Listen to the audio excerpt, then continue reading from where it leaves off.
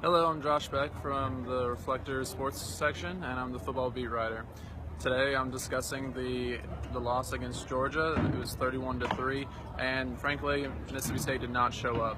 You know, coming off the LSU win, a lot of us were really anticipating this matchup. Had all the perfect storylines. It was East versus West, battle of the Bulldogs. It couldn't get any better. But Mississippi State did not show up, and frankly, that comes down to a plethora of things, whether it's coaching or it's leaders on the team with players, or it just comes out to just execution on the field. But I'll break it down as how I saw it. So first off, offensive line did not get the normal push that you're used to seeing. They weren't able to push the defensive line back, and they weren't able to get to the second level to the linebackers. And them not being able to do that didn't allow Mississippi State to really get ahead in the running game to relieve the pressure off of Fitzgerald.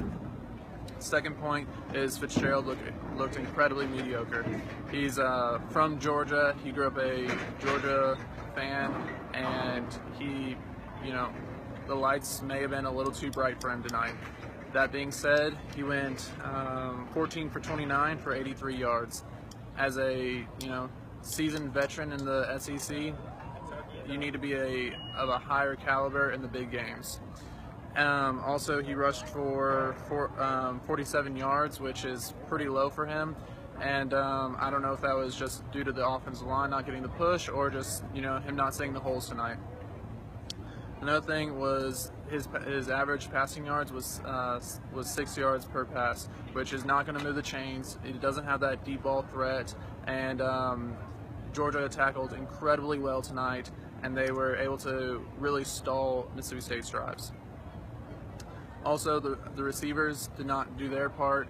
They weren't able to get the separation from the cornerbacks, and really made Fitzgerald have to thread the needle. And right now, as a quarterback, he's not to that point where he's able to thread the needle.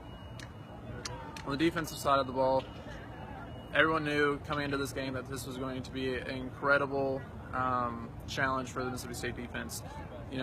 With Nick Chubb and Sony Michel, they both are incredible running backs, and also they had DeAndre Swift come up big for them tonight too. First play of the game was a flea flicker, caught the defense sleeping, and instant touchdown, first play from the line of scrimmage. That automatically lowers the defense's morale, and I never really saw them get back into it. As the game progressed, we got better with our tackling, but in the first quarter we were very sloppy, missed a lot of tackles on the when we should have just been flying to the ball as we usually do, and it wasn't the Mississippi State defense that I'm used to seeing out of this team. The secondary, they weren't, I don't know if this was by intention, but they weren't exactly playing man-to-man the entire game through. I don't know if that's because they were worried about being beaten on the deep ball with these incredibly athletic receivers, but it was not exactly ideal. Special teams, Logan Cook was an all-star. He punted for a total of 315 yards, which is phenomenal. But in the first quarter, he struggled, and that allowed Georgia to get ahead on the field position and really set them up to be successful with a short yardage game.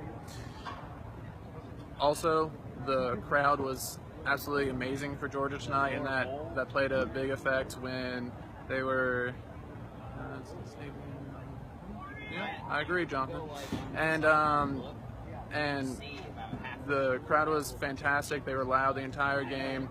They, really made it hard for the offense to get things going, because the offense is used to, not as loud of an environment, and they weren't able to communicate at the line of scrimmage. Looking ahead, they have Auburn, another very tough challenge, and I think this is going to be a crucial point in Mississippi State's season. I look forward to watching them play in Auburn, and if you want more information, Taylor Rayburn, my sports editor, and I will be doing a podcast later this week where we will dissect the game a little more. Thank you. Have a great night.